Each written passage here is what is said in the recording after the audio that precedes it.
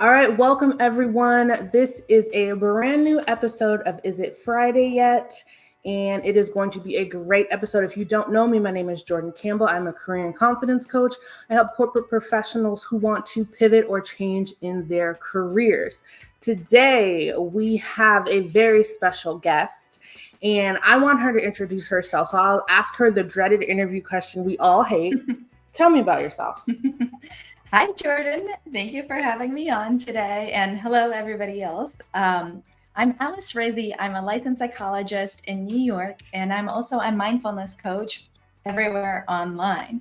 So I help professionals, business owners, entrepreneurs, people in careers everywhere be more mindful in their day-to-day lives, whether that means practicing some mindfulness and meditation or acting in a way that's aligned with your values so that you can have the kind of life that you love.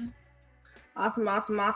And as you all know, if you see me looking down, it's because I'm taking notes. I love to take notes during these things because I learn just as much as you all. So, first question: what is mindfulness for those who don't know? And it's so funny because it's probably my favorite question to answer, even though I do it almost every day. I've answered it a million times. But for the last couple of years, the answer has not changed for me. So, this is my personal definition of mindfulness, and that is the quality of being present in the moment with awareness, acceptance, kindness, compassion, curiosity, and non judgment. So it might sound like a lot, but don't let it overwhelm you because these are not concepts that you have to keep in mind all the time while you're practicing. They're just the factors that I've picked out from years of practicing mindfulness and meditation. If you practice mindfulness, you will naturally learn to be more aware, accepting, kind, compassionate, curious, and non judgmental. Awesome. I love that non judgmental part. Mm. So, how can we incorporate mindfulness into our professional lives, into our corporate lives? Because this audience, like I said before, is made up of those professionals, right? So maybe we get Mhm. stressed or anxious because of our job. How do we practice mindfulness in a kind of corporate or professional setting? So I'll give you a little bit of background first because I think that will help.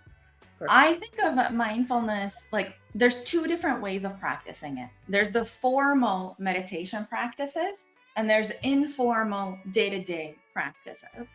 So, meditation, most people have likely heard of by now. It's when you set aside time specifically to meditate.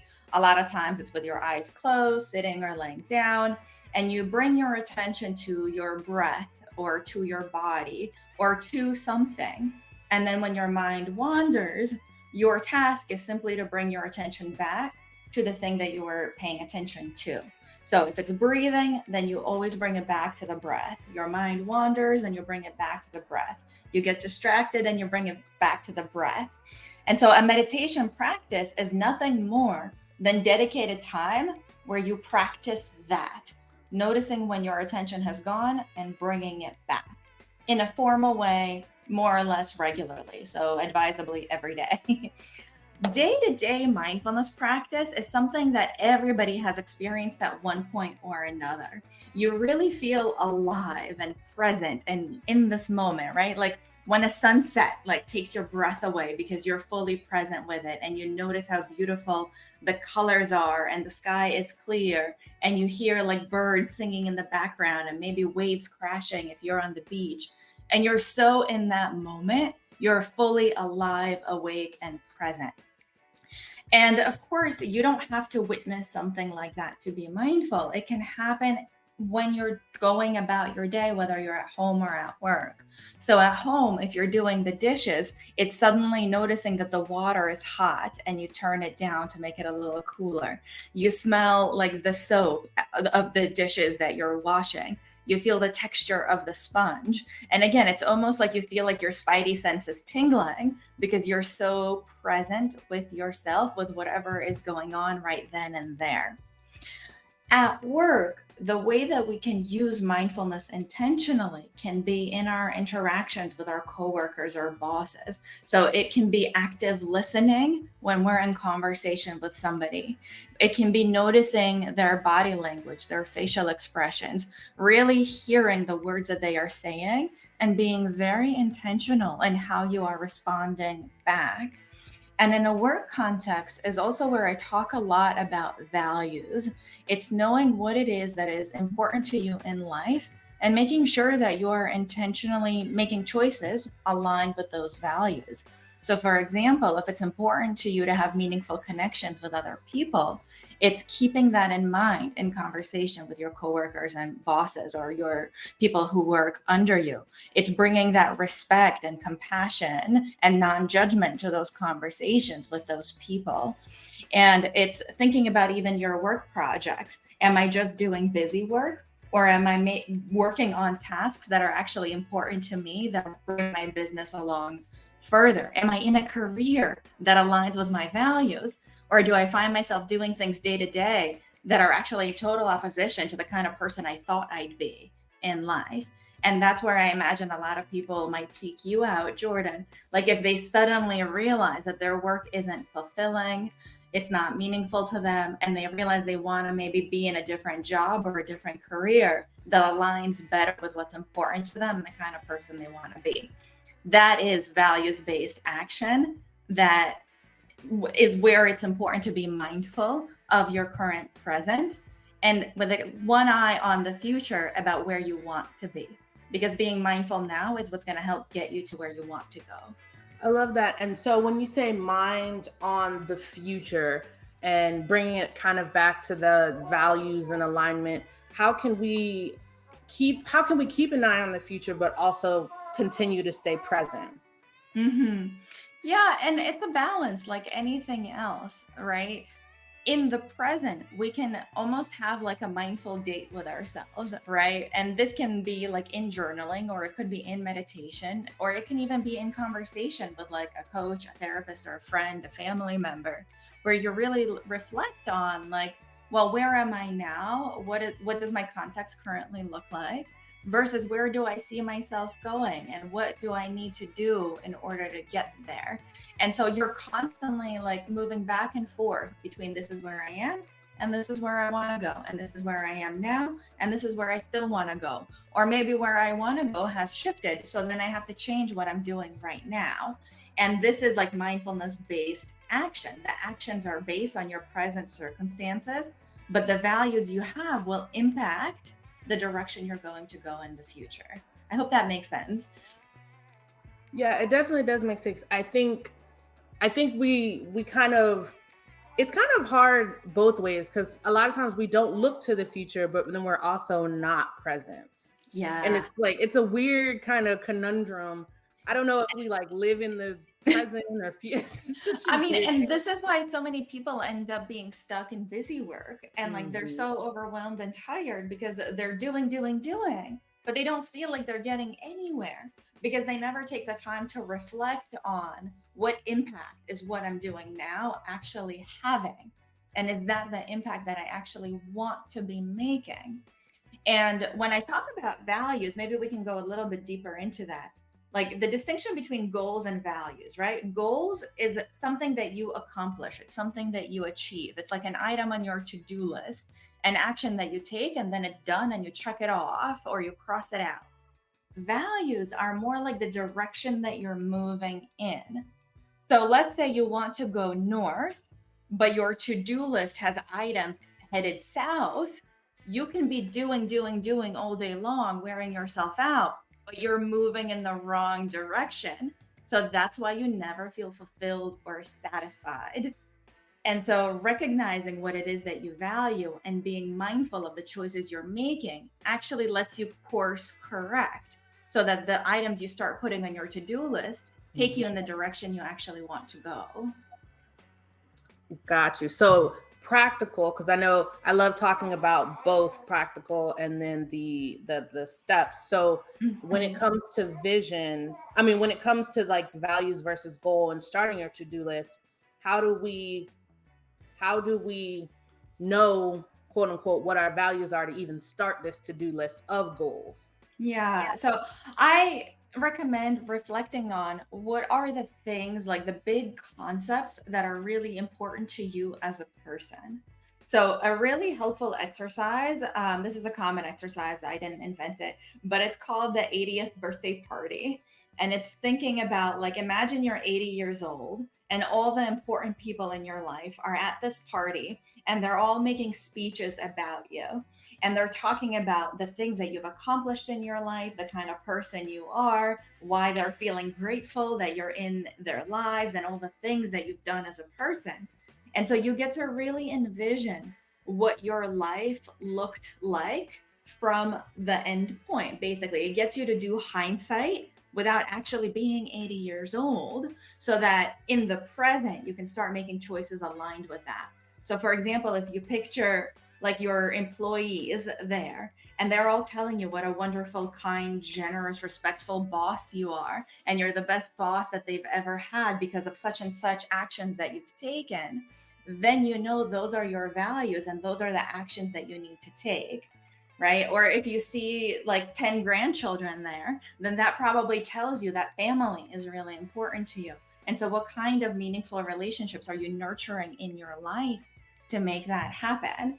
And if family is important to you, then what efforts are you even putting into dating and networking and meeting people? And what activity, and like maybe people say like you're the best like athlete they've ever met, but you don't currently do any sports. That gets you thinking about like, okay, well, athletics is really important to me. Can I start working out? Can I go like, can I start playing football or tennis? Do I want to start running track? Do I want to eat healthier? Right? What am I doing in my life so that I can eventually become that person that I see in my vision of the future? I don't mind sharing with others basically other ways of learning what your values are. Um, there's many different exercises online that talk about identifying your values, and that's actually one of the services that I offer people. Is I have a course to help you identify your core values. Think about what they mean to you, how they make you feel, reflect on your short and long term goals, and then create an action plan that will actually help you create that to do list that will be in line with your values. And again, I'm not the only person that has done that. There's tons of values assessments out there, and you can start for free just by Googling examples or values, or, go to ChatGPT and ask it to name like 50 different values. And you can start thinking about like, well, which of these is really important to me? And one of the ways that I guide like my clients to use this is to really try to narrow down, because the more values you have, the more goals that you can start creating, the more action plans and action steps are they're going to be there. So that can get really overwhelming really quickly, which is why so many people end up finding themselves stuck, and like again in that doing cycle, but not getting anywhere because they're focusing on too many different things at once. But they don't want to let any of them go because they're all important, and of course they are. And we have to prioritize what is important to me right now and what actions do I need to take on that right now, because you have to start somewhere. Otherwise you're going to keep running on that treadmill that isn't getting you anywhere. So then how do we hold ourselves accountable? That's a really great question. I would advise by checking in with yourself on a regular basis. So the core values assessment and like looking at my values is something that I like to do at least twice a year, sometimes more often, because for me it's a really fun exercise and it lets me see like in what ways have I grown, what experiences have shifted what's important to me right now. Some values might never change for you. Other values might change, if you have a new child, if you're in a new relationship, if you're grieving a lost relationship, if you've lost your job or you transitioned into a new job. With all of these experiences, your values might shift. And so that's why it's important to check in with like, well, this thing used to be important to me 10 years ago, but I'm not that person anymore. And so maybe that's less important to me now. And this other thing is more important to me now. And like, I think a really concrete example can be saving for retirement, right? When you're 18 years old, You don't think about the fact that one day you're going to be 70 and you need to support yourself somehow. But when you turn 61, suddenly it's like, holy crap, that's just a few years away. Do I have money to live on? But if you check in with yourself in your 20s, in your 30s, in your 40s, and you look at where you are and where you want to be, then you give yourself more time to make sure those things that you need that are important to you are in place. So you hold yourself accountable by checking in with yourself on a regular basis. And one of the ways of doing that is turning it into a habit. So, for example, like having a date with yourself every week or every other week or once a month or once a quarter, but putting it on the books. So, for example, on the first of each month, and that way it's in your calendar, you have alerts for it, it's on a post it, it's on your to do list. Maybe you even do it with a partner or a friend or a business bestie so that you hold each other accountable to make sure that it happens. And so you can think about like, well, what are some of those other habits that align with my values that I want to have? And you can start stacking them on top of each other. And I was actually recently reading James Clear's book, Atomic Habits. I don't know, Jordan, if you've read that one. Yeah. And I actually screenshotted one of the pages because I thought it goes so well with our conversation, especially like on accountability. But he talks about the way to make a habit stick is by making it obvious, making it attractive, making it easy, and making it satisfying. Right. So, whether we're talking about mindfulness, meditation, checking in with your values, reflecting on your goals, on yourself and your feelings and where you want to be, make it stick by making it obvious, making it easy, making it satisfying, and really clear for yourself about why am I even doing this thing? Why is it so important to me? I love that. And I think people don't even think about habits when it probably comes to mindfulness and meditation. Mm-hmm. I've found that I've tried to meditate, right? And you talked about the wandering mind. I'm like, what am I going to do for dinner? I'm like, Yeah. I got to change a diaper soon. Like, what time is it? Like, so what is your advice for Mm-hmm. people that have just multiple responsibilities? Like you said, kids, work, in terms of we talked about a little bit about juggling. And Mm-hmm. do you feel like it's more in terms of mindfulness, do you feel like it's more harmonious or are there seasons? What do you think? Mm. Hmm. I mean, in terms of mindfulness meditation, right? Mhm. If you're somebody who wants to start meditating, right? And there's so many benefits to meditation that we know of, but the best of which, in my opinion, is that you actually end up being more mindful in your day to day life, right? So the more you meditate, the more the topic of being mindful is even on your mind, the more mindful you're going to be in those everyday actions. So if you want to make meditating a habit, right? It's really something that you do on a daily basis. And so then we can apply those principles that James Clear outlined to meditation, right? How do you make meditation satisfying? How do you make it obvious? How do you make it easy for yourself? So for some people, that might be doing it first thing in the morning. So before you get out of your PJs or just after you brush your teeth. And this is called behavioral pairing. You pair a new habit that you're trying to cultivate with something old that you already do. So let's say I choose to meditate every day before I brush my teeth. That means brushing my teeth is something that is already a habit. I'm never not going to brush my teeth. And so if I get myself to meditate just before that, I will ensure that I'm always meditating because I will never get to the toothbrushing if I hadn't meditated first. Does that make sense? So that's one way to hold yourself accountable to like that particular habit. And you can apply it to anything. In day to day life, you can start being more mindful by just opening yourself up to your senses with whatever it is that you're doing, right? So if Mhm. you're nursing your baby, right, noticing the smell of your baby's hair, noticing how much they weigh in just this moment, noticing like the cute clothes that like that family friend gave you and like feeling that sense of gratitude for it. And it's the same regardless of what you're doing in your day. So if you're checking emails, it's really being present with that email. And it can even be like thinking about who is this person that you're interacting with on the other side of the screen, and thinking about the time they took to pose this question or feedback or whatever to you. And rather than thinking about it as like empty words on a screen, like it's an actual interaction with a human being, how do you want to respond to it in a way that aligns with the kind of person that you want to be? Right? Like, do you start being like rude and like testy with somebody just because it's on the screen? Or are you still kind and compassionate and respectful as though you were having like a conversation with them in front of you? Does that make sense? Definitely. And I like the example you gave, because I think simple things that we do in our both professional and personal life, like commuting to work or answering emails, can sometimes feel like monotonous. Like you know that feeling when you're driving and you're like, how did I get here? Yes. That's Exactly. definitely not practicing mindfulness. So how do we, you gave a good example of the email, but let's say one of the things you said earlier, I really love, and I need to talk about it more because we need it, the active listening part.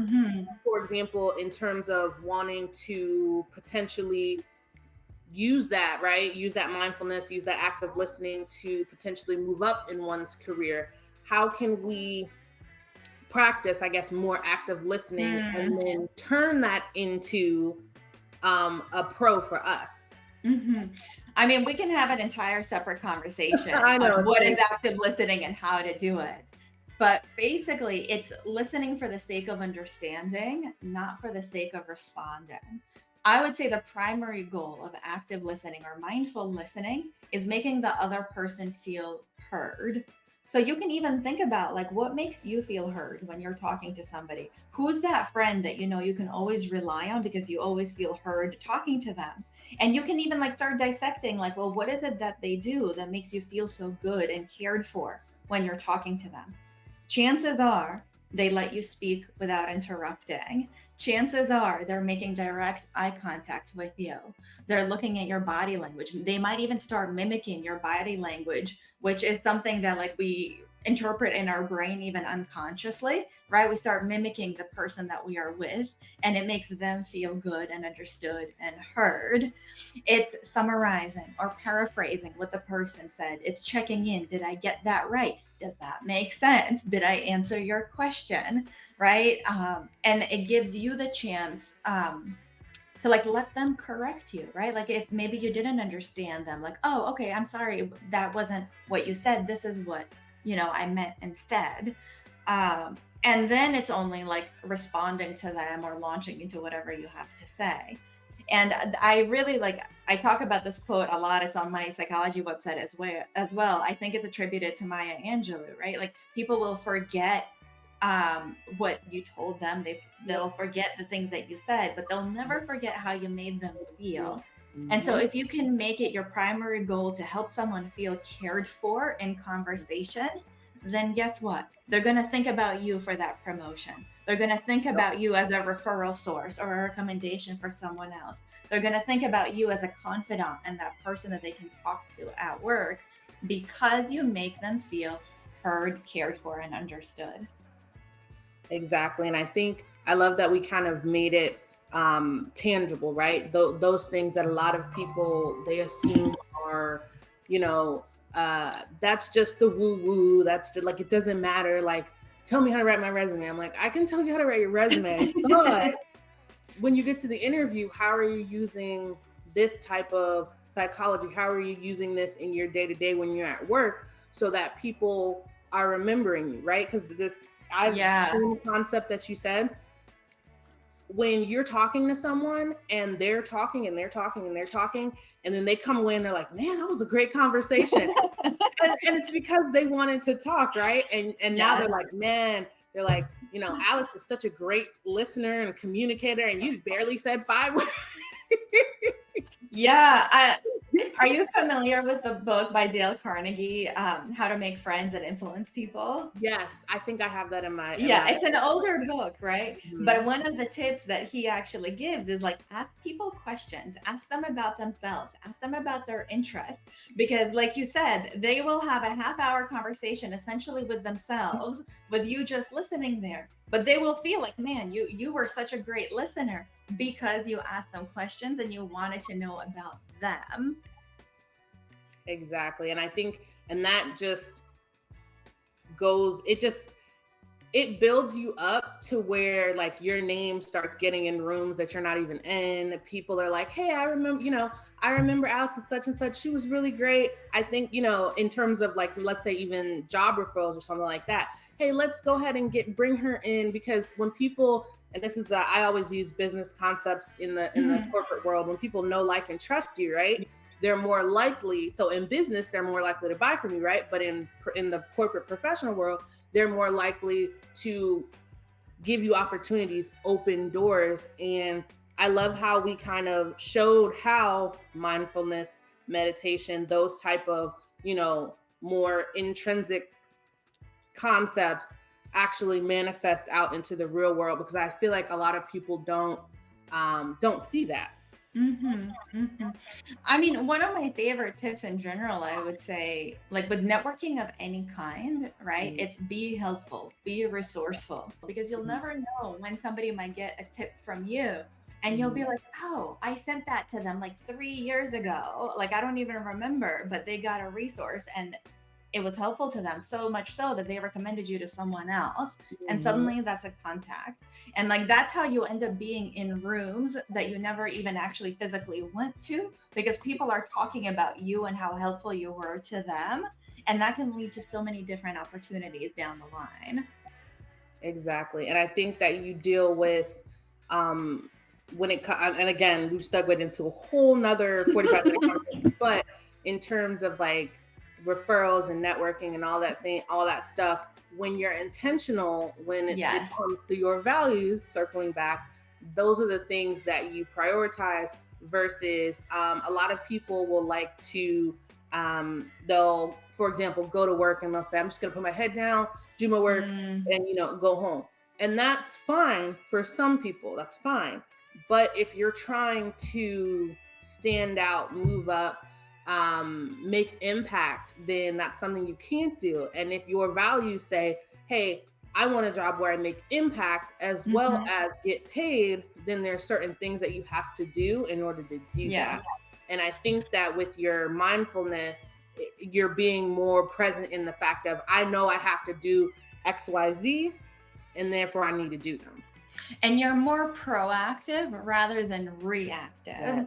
right? You're Mhm. thinking in advance, where do I want to be? What actions do I need to take to get there? Mhm. Rather than being shocked that like I got fired and I didn't see this coming. Mhm. Like, and of course, sometimes that does happen, but Mhm. are you reflecting on what am I doing and what choices do I have and how can I contribute and is this where I want to be?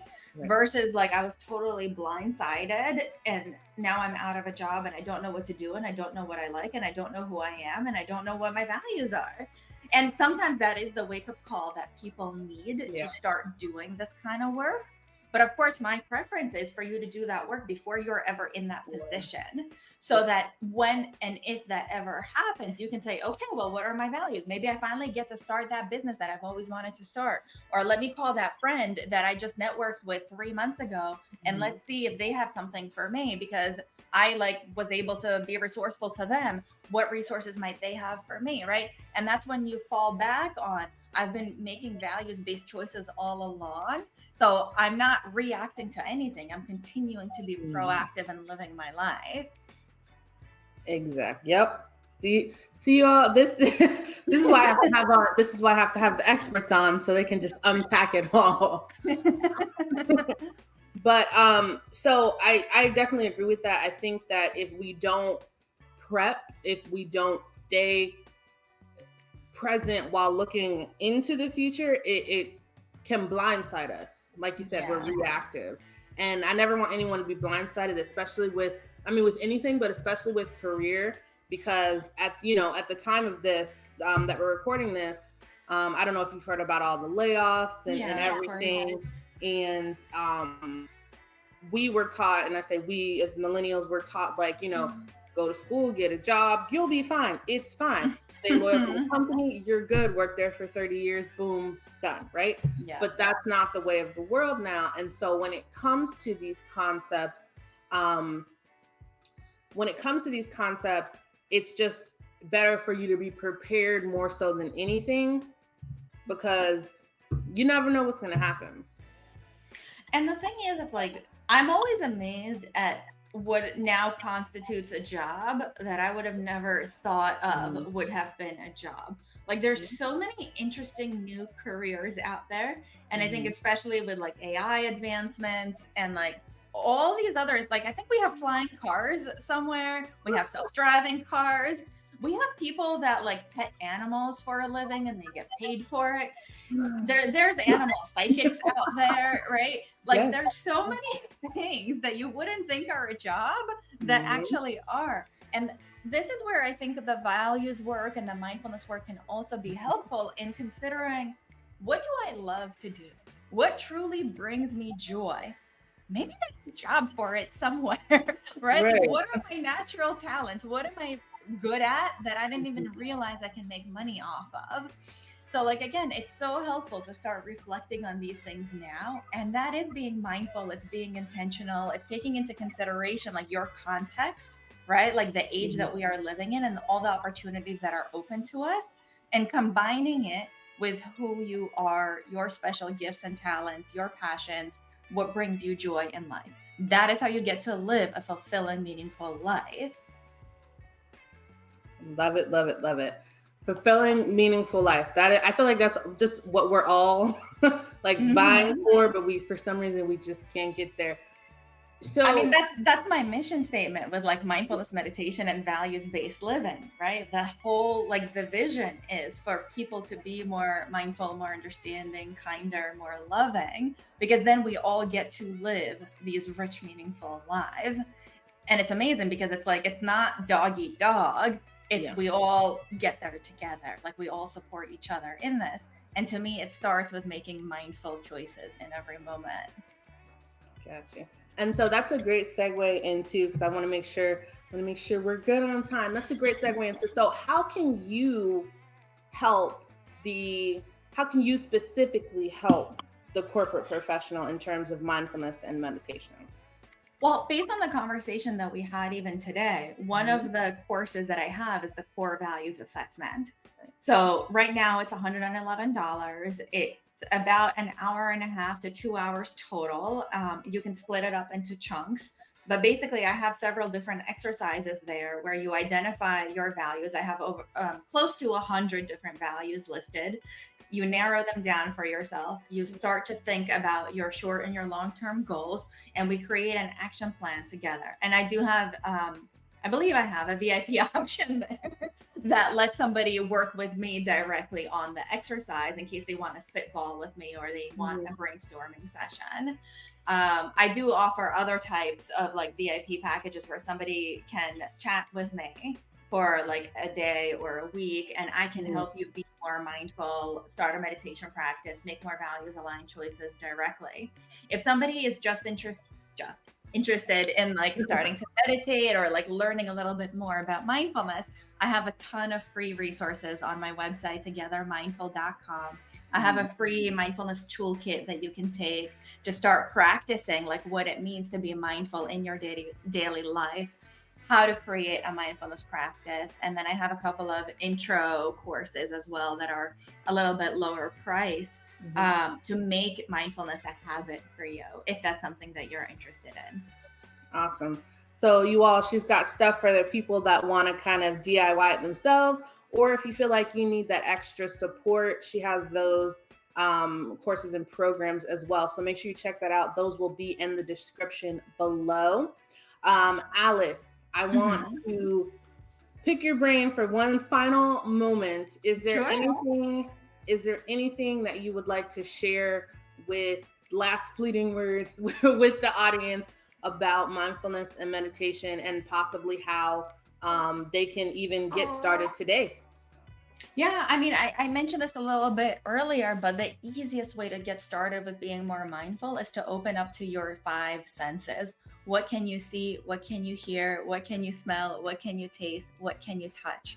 So you can do this in the room that you're in right now, right? Like look around, look at the different things that you can see, the different colors, the different patterns, look at the shadows, look at the highlights. You can look outside and you can notice like what birds or squirrels or other animals you hear like swirling around. When you're making food or you're eating, noticing like, what does this taste like? What does it smell like? Am I full? Am I satisfied? Am I salivating? Right? What senses are tingling when I like wrap myself up in a blanket or like take my first sip of coffee in the morning? And that's how you get to have like those mindful hits throughout the day. And what you'll notice is when you do that, you feel gratitude, you feel joy, you feel awe, because it doesn't take much like to feel so happy in this one moment of joy, right? Like that first sip of coffee or tea in the morning is everything. Right? But how often do you just like sip, sip, sip, spill, rush, right? Because you're not actually paying attention to that moment. And so, like, get started by just doing that intentionally a couple of times throughout the day. Like, take a deep breath and notice what it feels like to have a slow exhale. Like, that forces you to get off that treadmill and just be here now, even if it's just for 10 seconds. Love it. Love it. Well, thank you so much, guys. Make sure I will have this. I will have down in the description the links to her core values assessment and her other mindfulness programs, as well as the free meditation program. Once you guys have gone and done your meditation, figured out your values, you can also book a free call with me. It's an achieving goals call. And basically what we're going to do is we're going to, where she puts together a values roadmap for you, I'll put together a job search roadmap for you. It is unique to you and will get you going on your next steps. So you guys can also find that link down in the description below to book a free call. Thank you so much, Alice. And if you guys have questions, if you guys have any questions, her social media will also be down in the description. Where can we find you actually on social media? Yeah, so I hang out on Instagram at Dr. Alice Rizzi. That's my primary online hangout spot, and then just my website, togethermindful.com. Awesome. So I'll have the website and her Instagram down in the description below. If you guys have any more questions for her, please feel free to reach out. Thank you guys so much. My DMs are open. Anything mindfulness related, ask me questions. I love answering them. Exactly. Awesome. Well, thank you guys so much for tuning in to this episode of Is It Friday Yet? And I will see you guys on the next episode. Bye. Bye.